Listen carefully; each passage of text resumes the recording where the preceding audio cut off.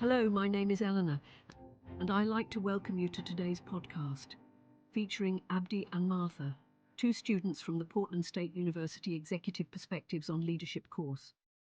Today they'll be diving into Competing in the Age of AI by Marco Iansiti and Karim Lakhani, a book that explores how AI is revolutionizing leadership and business strategy.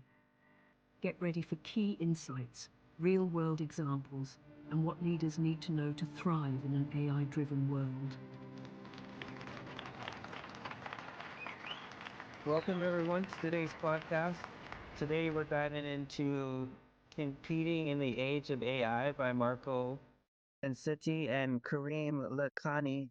This book is very relevant right now as it addresses how artificial intelligence is fundamentally reshaping businesses, how we do in business from strategy and scalability all the way to ethics. Hello, my name is Abdi, and I'm in my second year in the Master's in the Data Science for Business program here at Portland State. And my name is Martha. I'm also a student here at PSU in my final year in the Computer Science Master's program with a specialty in machine learning and AI. So we picked this book because it really dives into how companies must really adapt or risk falling behind as AI-driven models take over the business world. This isn't just about adding AI to your tech stack. Companies need to rethink their entire operating model to be really focused and AI centered. Today, what we are going to do is break down this book and explore some current events and then share our reflections on our key takeaways. So, Martha, this book really resonates, I think, with anyone who's involved in business, tech, or strategy, because AI isn't just a tool, it's now a new way to create and capture value, right? And a way to reimagining entire industries. So think about how Amazon, Google, and other tech giants have become like AI-driven ecosystems, right? They're not just companies anymore, they're platforms that are really driving new forms of business and customer engagement. So the shift to AI-led strategies is what the book refers to as the age of AI. So it's a new era, and the book makes it clear that companies have to adapt to keep up.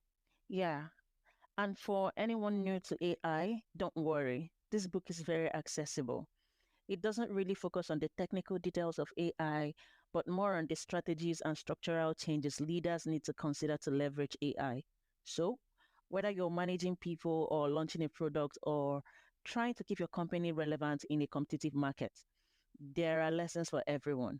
At this point, let's dive into the first chapter and set the stage for understanding the core concepts of this book. It's also worth mentioning that this book doesn't just speak to executives or tech insiders, but it's really truly relevant for anyone thinking about a future or the future of business. So whether you're in marketing, HR, operations, product development, the principles in this book are very solid.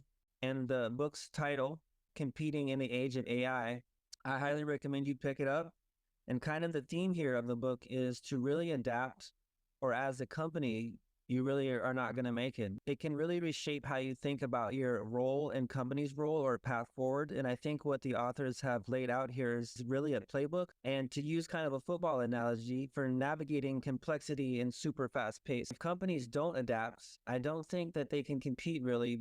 With that, let's dig into some of the insights here. So, here's the big takeaway for everyone reading this book, and that's that AI's impact isn't limited to IT departments or innovation teams. It's relevant and applies cross sectionally in a business, from marketing to operations to customer support to HR. Everyone needs to understand how AI can transform their work. And by breaking down some examples and framing them within real world applications, the book does a great job showing that AI isn't an abstract concept anymore at all. It directly shapes team dynamics and really how success is defined across every department. Absolutely.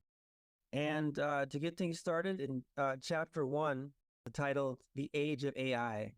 The chapter opens with the story of the next Rembrandt, a painting created entirely by AI. How they do this, guys, they analyzed over 168,000 details from Rembrandt's stuff from his paintings, okay? The algorithm then created a painting that could easily be mistaken for an original. Okay, so let me just make this clear. They created an artist just as good or better than Rembrandt. Okay, and here's the analogy. They are just going to do that with every occupation, and eventually amazing stuff's going to happen. And this isn't just a neat story. It illustrates a central theme of the book. It's creating its own value. It's innovating, okay? And even stepping into places traditionally thought of as human. What does that all mean, folks? It's redefining our understanding of creativity and capability big time. Yes, it's really remarkable. When you think about AI, it's easy to imagine it as a way to handle repetitive or data-driven tasks. But this example you have given, Abdi, it shows that AI can move into spaces where we thought humans would always have an edge, like the Rembrandt in other areas of creativity and in businesses. Another spectacular example is the online student assistant site, Check. Everybody knows Check, right? It was in the news about 2 days ago that AI has brought down Check and has reduced its stock value by 99%.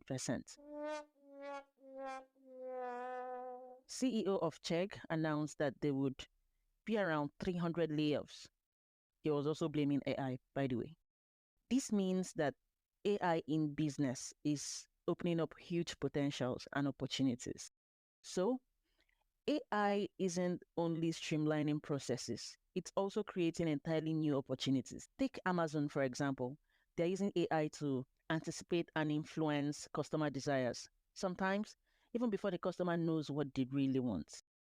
Amazon can serve millions of customers with minimal human intervention. And like, why is that? Because AI continually is adapting and learning from every single interaction. Okay. And this adaptability and scalability are major advantages. Traditional companies that rely on the old human processes are done. They're going to struggle to keep up with this pace. They're never going to catch up. A guy named Andrew Ng, he's an AI expert. He's said that, AI is the new electricity. And that's at the heart of what we're discussing here, folks. Yeah, and like electricity sparked the Industrial Revolution, AI will be powering the digital revolution. Traditional companies that can't pivot quickly could end up like Kodak, once a giant in the photo industry. I'm sure you remember Kodak, right?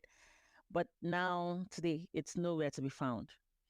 And like Facebook and Instagram, they have thrived by building their entire ecosystems around digital and social content, redefining how we share and consume media. Yeah, and Kodak is a good example of what happens when companies don't keep up with transformative technology. Yeah. Like AI-driven businesses don't have to wait for changes to come to them. They're the ones setting the pace, leading innovation, anticipating shifts.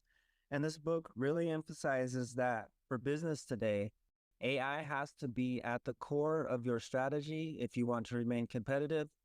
Every interaction is a learning opportunity, allowing AI-powered firms to evolve faster.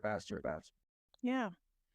And AI-driven businesses have advantages beyond just speed and efficiency. The impact on jobs and roles within companies is significant. The book explains that AI isn't just about replacing jobs, but about transforming them, creating new roles, and reshaping the workforce. Companies structured around AI are built to scale rapidly, adapt easily, and innovate continuously. These are qualities traditional firms can't match without major shifts in their operating models. And we're starting to see this play out in real time. So if we look at conversational AI like ChatGPT, which has made AI accessible to a ginormous audience, everybody's using ChatGPT. They're the ones who put Chegg out of business, right? Yeah. But so many companies are rethinking their customer service models to incorporate AI after that and for personalized transactions. And this trend is setting new standards for customers. And if companies can't keep up with that trend, they're going to lose relevance. They're going to, go out of business. Yeah, and with that shift in customer expectations comes a need for businesses to rethink their approaches entirely. So, AI driven models aren't just another operational upgrade, they require a different mindset, a different business model and organization. For example, in traditional businesses, departmental data stayed within the departments. Decisions are made from the management and then it trickles down to the employees. But in AI companies, data flow is unified across all departments because AI depends on wholesome data to make accurate decisions. Also, decisions are made by AI using data, resulting in prompt and automatic implementation of these decisions. We have the example from, Amazon when it implements price changes. It's automatic, within the blink of an eye, prices change on the Amazon platform. But you can't Amazing. compare, yeah, you can't compare this to traditional firms where if they wanted to reset prices for commodities, they would have like a managerial meeting first, and then everybody has to tell the people they manage, hold meetings here and there talking about how they want to change prices. And by the time they eventually change prices, the trends must have shifted. So, so this is one of the major ways, AI companies are beating traditional firms, and the swiftness of decision making in the automatic implementation of these decisions. So again, this is why companies need to understand the implications of AI and prepare to adapt. It's no longer enough to provide a one size fits all service. People want personalization and they want it fast, something only AI can deliver on a scalable level. Yeah, absolutely. And I mean, the model of AI driven agility extends beyond tech, right? So there's Yeah. retail. We see Walmart and Target, which follows Amazon's lead in terms of adopting the AI for inventory management, pricing, predicting customer trends. I mean, think of like automated pricing, and that's just amazing how they built that entire industry on the hotel industry. AI has leveled the playing field. That's meaning the competition is going to be way more intense now. Smaller businesses now are able to compete with larger businesses. Right. And the book argues that those companies that don't learn to pivot, again, if you don't pivot, you're going to end up like, the Chase, the Kodaks, the Blockbusters, et cetera, that have gone out of business because of it. Yeah. Another thing that's interesting is how those shifts, make leaders rethink what it means to win in their industries. Because AI now allows companies to deliver experiences and that sets them apart as category defining and category leading. Right. So it's not only about staying competitive, but also about creating a new vision for what's possible in that space. Right. Let's take, for example, Tesla. Tesla's work in autonomous driving, where it's not just making a better car, but it's about redefining the car industry. And that pattern, where AI redefines industries rather than just simply improving them, is frankly necessary for businesses to understand. So, moving on to the later chapters of this book, let's take a deep dive or a look, at how companies need to rethink their entire business models to survive in an AI-driven world. AI isn't just another tool that can be bolted into existing systems. It's going to require a fundamental shift in how companies operate. We give the example of Chegg and AI. Let's say ChatGPT, right? Although ChatGPT encompasses Chegg and more, for anyone who wanted it to answer a question, like right now, if we asked people who needed questions to be answered, which one would you choose? For sure, anybody would choose ChatGPT Well, because it's an unmatched choice, right? right. ChatGPT is fast, unlike Check, where you'd have to wait hours for a human to answer your questions, and then you get an email or notification saying someone has answered your question. Right. ChatGPT gives you your answer immediately, and you can also get an explanation for the answers if you asked. Unlike Check, where you can't get an explanation for your answer. It's in fact it's just impossible to get an explanation for your answer, supposing you wanted to refer back to that answer. Also, you can use ChatGPT for free. Chat wasn't free, if I remember correctly. You had to do a subscription before you even took a glimpse at, you know, using it in the first place. ChatGPT is conversational. You can and you can relate to context within a conversational thread. And all of these are things Check isn't simply just it's not able to do it due to their business models, their technology. Little wonder Check stock, plummeted Yeah. nearly 99%. And Students, that's a wake up call, folks, especially for yeah, education thing. Chegg was huge. yeah, yeah, it was. It was. Yeah. But with all of this ChatGPT going on, I'm not surprised that their stock fell.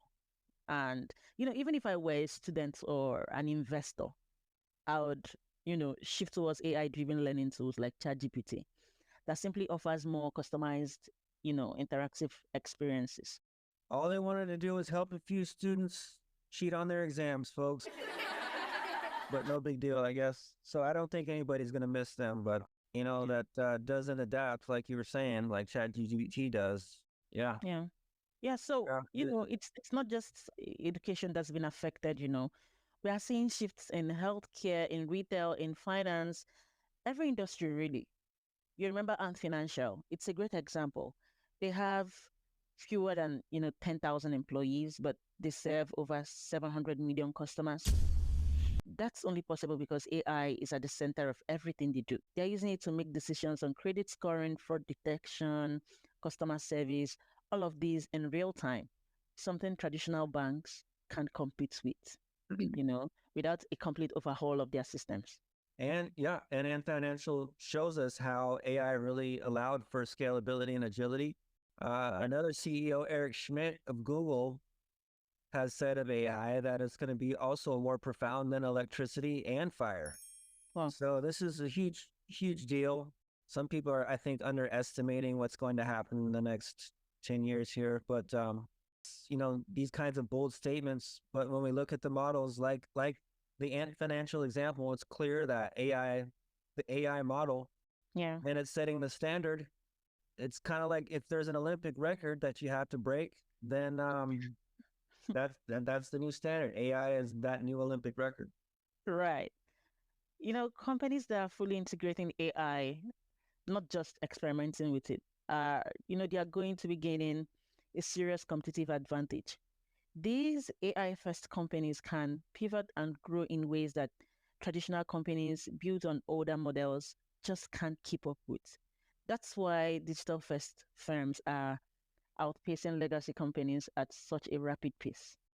And the book emphasizes, again, the adaptability and being responsive as being critical right now. Traditional companies that aren't changing fast enough are going to struggle, and only those with the AI models in place are going to stay relevant again. And the leader over at Microsoft, Satya Nadella, has completely changed Microsoft all to revolve around AI. The growth is real. I mean, AI is not pets.com. This is something very, very fundamental. So I'm not, don't take my view on any particular stock, but the growth potential, there will be some big winners in this AI space, which is why you see all the leading tech companies, including Microsoft, putting tens of billions of dollars into not just the back-end capacity, but re-engineering their applications so that you're far more productive. And that's a testament to having a leader with a clear vision. You got to have that leader with a clear vision, or else, if the leader doesn't have a clear vision, then how's the company supposed to have a clear vision, right? Yeah. And that's what it takes to transform the company. Small business owners too. This whole book applies to these lessons. Yeah. But the AI first model is not easy, right? And the book mentions that it's a common theme with Microsoft. The rewards can be substantial. So I guess that's another common theme is if you take put in initial investment for the AI, that you're going to get it back in the end. Right. I think it's also a good reminder that while AI offers incredible opportunities, the transformation isn't an easy one. It requires deep organizational change and commitment to continuous learning. and a willingness to rethink everything. Probably a big financial investment also. But for the companies willing to make that commitment, the possibilities are limitless. Limitless, folks. Limitless. Yeah. So moving on to chapter 3, actually one of the main concepts, right? The AI factory, right? So the concept of the traditional factory where, you're producing physical goods. So maybe we're thinking 1990s, something like that. That old school business model. So the AI factory, though, we're producing decisions. So let's say that again, because the book really pounds it in. The important point is traditional factories are making physical goods, and AI factories are producing decisions. A good example with Netflix, where they mention the power recommendation engine and then tailoring content and suggestions in real time based on user behavior, right? So that's when you're clicking through movies and you get 20 suggestions that are similar. So what that's doing is it's making every viewing experience very personal. It seems invasive, just like the YouTube. Yeah, Netflix is not just about recommending shows. Their AI drives almost everything. Their content creation, marketing, even pricing strategies. It's a feedback loop where every interaction feeds back into the system, making it smarter and more efficient every time. Now, let me just, talk more about this. So every time you play a Netflix movie, the system keeps a record of what you have played. And let's say you mistakenly played a movie that you do not like. And let's say you cut it short in the first 5 minutes and you decide, oh, I don't like this movie. I don't want to watch it. And you switch choices, right? Mm-hmm. Netflix also keeps a record of that. So it helps it know the kind of movies, yes, that you do not like. So it means for every movie, there's an algorithm, it just looks for every movie that on your data profile, for every movie that maybe you watched for only 5 minutes, 2 minutes, 3 minutes, it's going to stop recommending those kinds of movie for you. Let's imagine that they are in a particular genre. It's going to, limit exposing you to that kind of movie. Yeah, it's amazing. So I think it's even mind blowing. Yes, it's even mind blowing. And if you ask me, just as we're saying, it's invasive, not almost invasive. To me, I think it's invasive. The AI factory model makes Netflix adaptive, able to respond to viewer trends faster than any human ever could. And yeah, Amazon and Google have that similar AI factory, and they're optimizing everything in real time, and they're doing that constantly with every interaction. I mean, you were mentioning the price is changing like in real time, basically. Yeah. And without bottlenecks, which is the human decision making, that's something it's making decisions. So we're cutting out the humans from that loop and giving AI factories the competitive edge, right? Yes, which keeps them ahead of the slow moving, well, out of business at this point, companies. Yeah. So, building an AI factory, however, it's not that simple. It's not easy.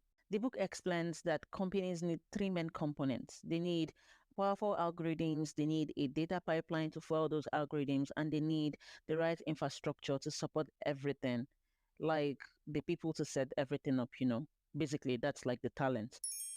And without these things, companies simply can't match the scale and speed of digital giants like Amazon or Netflix. So since you're in the AI field, what do you think a company needs? So do they need an entire team of people, or is it easy enough to just get, a cloud solution nowadays, or what's your opinion on that? Well, you still need somebody who has knowledge, who has the talent for the job. It's not just about getting a cloud solution. You still need somebody who knows how to work with it. Not just knowing how to work with it, because you could argue that customer care could help you. Maybe Amazon's customer support might be there for you, but your business also needs to take new decisions. You might need better ways of doing stuff, and that is what the talent person does essentially. Yeah. Talent person would put to use the AI technology that you have, put it to use in the best ways, in the most efficient ways for you. Yeah. And there's a lot of investment in this right now, in data and cloud computing. Right. That's the lifeblood of companies, and AI is the engine that's processing everything. A well-known guy, Elon Musk, he's saying that AI is going to have more profound effect on humanity than humanity's ever seen. I don't know if we're ready for it or not, but hopefully we are. Traditional firms that want to compete, they need to start building their own AI factories. That's essentially what it means, or the risk becoming obsolete. And AI factory isn't just another tool, it's a constant engine for value creation, for efficiency, for personalization. This chapter stresses again and again that for any company aiming to keep up, they have to create an AI model. That's just what the chapter keeps stressing all over and over and over again. Emphasizing what a huge undertaking it is, but also how necessary it is. So Yeah. it's basically saying that if you want to compete in the new world, that you're gonna need to follow the examples of Netflix, Amazon, and then in the end you should win. Basically, I'm Yeah. wondering if this applies to smaller businesses also. I mean, I know it does, but when it comes to building an AI factory, like how would a smaller business think about that? Do you ever? Well, just like I said, the smaller businesses have to bring in the right talent. The right talent would then help them restructure their business model. Right. That's what they do. Right. And essentially, the way businesses are going these days with AI, because the talent knows what they know, of course, that's their talent. The talent would help them build data, essential data, the data that they need to expand their business. And when I talk about business expansion, it's beyond physical structure, it's beyond building, you know. I'm talking more of the services they are able to, render because of the data that they have and because of the technological infrastructure that they have. And I mean, the AI that they have to use this data to serve the public, to give accurate predictions and all that. Right. So yeah, so everything starts from the talent. The Right. talent would know how to work with the algorithms, will know how to Right. structure. Yeah, You gotta have the yeah, right people to understand how to put the whole system together. Yeah. exactly, exactly. And then, so once you have that in place, though, I mean, you got this decision-making AI factory now that the team can focus their energy on experimenting and gathering feedback in real time and making real-time adjustments. So what's created is kind of a data-driven, agile culture. And the author uses Netflix and Amazon as examples of organizations that are relying on that, the factory's insights, and that's an important takeaway. All the goals of the company are, being kind of filtered through the AI's output, right? So made all these decisions, and now now we could focus on measuring our goals against the output of the AI factory, I guess. Well, a lot of testing goes into AI as a system and as a structure. When your talent builds the data that you need, the algorithm, there's still a lot of work that's needed to be done at the back end just to make sure that your prediction is as accurate as it can be. Right. Yes, that's where the humans come in. So you think about the AI as, giving you a very quick template for the task that you want to perform, right? Then with that template, your your humanness would then evaluate it to know whether it's serving your best purpose, And it's such a powerful insight the book has given us on this topic, where every team can tap into AI insights. It encourages that culture of data-driven decision across organizations rather than having isolated departments. And AI factory builds on the connected company where each function has access to real-time insights, and that's what guides the goals and the strategy that they have. And it's also important that, every organization becomes, more accountable since everyone is pulling from the same data pool. There's transparency there now. That's what it means. All right. Yeah. So let's move on to the next chapter, chapter 4. And, this one dives into what it takes to become an AI first company. Basically, it's saying that it's not just enough to experiment with AI. It really requires a full transformation of how a whole company is structured and how it operates. Like Microsoft's journey under Satya Nadella. Nadella didn't just add AI to Microsoft services, he restructured the entire company around it. Yeah, yeah, you need a strong leader. You got to have a quarterback. You got to have somebody to spend the money, like the investment. It's not easy to set up, but once you get an AI factory set up, an AI system set up, there's a should be big rewards. And yeah, Microsoft did that. I think everything this book resounds is the need for not just talent, but visionary leaders, you know. Um, it emphasizes that becoming an AI driven firm requires more than just technology. It takes strong leadership, dedicated data teams, and AI is much more about mindset as it is about tools. And it's not just about letting go of the old outdated processes. AI companies aren't structured the same way traditional firms are, right? They operate as a network and a platform. They're constantly learning and adapting. Fei Li, who is a leading AI researcher, has said that AI is everywhere. It's not that AI is good or bad. It's just the application of AI that determines its role in society. And that what companies have to realize that AI is everywhere. It's inescapable. Just use it for good purposes. Yeah, very important. And the book also stresses that there is need for a learning culture. One, where teams are empowered to experiment, fail, and learn. And I think I mentioned this when, you asked me about small companies. The most things, experts, the talents, everybody, once you deploy your AI models, you just get back to evaluation and testing because that's where the real work is. Nadella created a vision that aligned teams and fostered collaboration around AI, which is what you want from your leader. Someone who really wants to make your company an AI forward company. If you're listening to us and you are convinced by the book's arguments, then it's time to embrace AI. But it's not just about adding the tech. It's about being flexible and adaptable, small or a big company, but it's about being able to pivot based on the new data and insights you're going to receive from your AI factory. And AI companies aren't just using AI, they're evolving with it, right? So it's like an organism, I guess. Yes. And AI first companies it isn't just a one-time project, right? It's an ongoing journey that requires a good strategy, the right people, and a commitment to constant growth and improvement. And again, for those who embrace it, the reward can be huge. And for all the companies undergoing this transition, there's a major shift in how success, once again, will be measured. It's not just going to be about profit margins or market shares. It's going to be about what the book says, how quickly and effectively a company can use data to make decisions and improve. So I guess that's coming from the AI factory.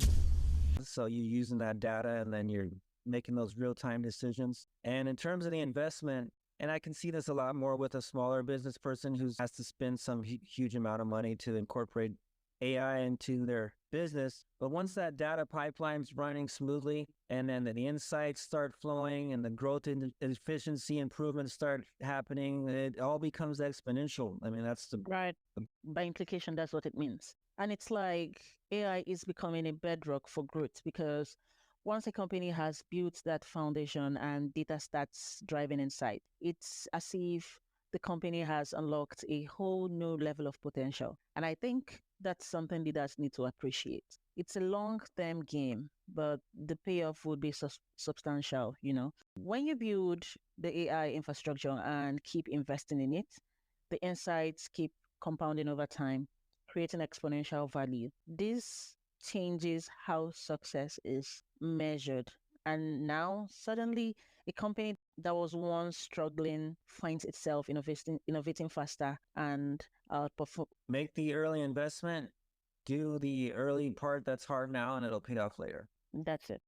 So moving on, Chapter 7. What's discussed in Chapter 7 is what's called strategic collisions. and which is what happens when AI-driven companies and traditional firms go head to head. It gives the example of Airbnb Right. versus Marriott, a heavyweight matchup. Marriott, as we know, operates with traditional assets and structures, while Airbnb, similar to like Netflix did to Blockbuster, I feel like this is going to be the same situation, had that medical data-driven platform model, which allowed it to scale quickly. Yeah. Airbnb's platform model, it raised ethical concerns. Also, because when their algorithms prioritize certain listings, it has a real impact on communities. And this is where AI can get tricky, meaning its advantages come with a responsibility to address ethical concerns around data bias. Also, regulations are trying to keep up with AI's rapid development, but it's an ongoing challenge. And the book emphasized that companies must adopt ethical practices proactively. Yeah, with AI's expanding reach, companies need standards to build trust and ensure responsible innovation. So AI becomes more integrated into business, meaning companies have to work with regulators to create new models, new AI models, I guess. Right. And ultimately, responsible AI practices aren't just about compliance. They are a core part of building a sustainable business in the age of AI. And as we move forward, companies that prioritize ethics and transparency will have a good advantage. Yeah, and another strategic collision from AI-driven business models was the example of Uber and Airbnb, and how they both face legal challenges around the world, and that they're both pushing governments to rethink regulations, right? Because they're just new. It's not the old regulations anymore. And so traditional firms have in the past, they have these established rules, and new AI-driven firms are now finding themselves operating in what the book calls gray areas. So the book suggests that as AI continues to transform industries, that governments and businesses need to now work together to create new regulations that balance innovation but still remain ethical. So just a new concern, I guess. Right. It's also interesting how the book emphasized that the intersection of AI and regulation is intensifying. And I think for 1 minute, it reminded me of the lawsuits AI, I think that was Facebook had with, the people regarding data privacy and all that. And all of these data-centric conflicts are surrounded by, AI advancement and all of that. And the strategic coalitions with the Airbnb and Uber, as the book was saying, they are pushing governments to reconsider what regulations should look like. And I think it's up to both the companies and regulators to strike a balance. Exactly, strike a balance. Well, I hope that we've struck a balance with everybody, and in terms of what we discussed about the book today, Yeah. help to illustrate how crucial it is, important for companies to think ahead and adapt with AI. I'm sure everybody has heard, how important AI is. So, but the book wasn't just about the current state of AI. It's about the future, right? And what it will take for companies to thrive in that world. That's only getting more complex and tech-driven every day. And we're already seeing AI reshape every single industry. And as that pace changes and accelerates, companies that embrace these lessons will be the ones leading the charge. So for everyone listening, we hope this discussion has given you some new perspectives on how AI might change your own business or career path, whether you're a big business leader or a small business person in the community. Yeah, and this book is really a roadmap, not only for current business practices, but for what's coming next. As AI becomes even more integrated, the companies that are willing to evolve with it will be the ones leading. The book reminds us it's not a one time adjustment, but an ongoing journey. And the faster businesses start, the better position they'll be as the landscape continues to shift. And I hope this discussion has helped our listeners think differently about AI, not as a challenge, but as an incredible opportunity for growth and transformation. Absolutely. And this wraps up our deep dive into this awesome book. We highly recommend it. It's called Competing in the Age of AI. Please go check it out. We really hope that this gave you some insight into how AI is kind of reshaping business and why it's so essential for companies to get it right. Yeah. Get it right. Yeah. Thank you guys for listening. And this book, it brought to light so many key shifts, and I think it's a critical reading for anyone interested in tech, business, or strategy. So keep learning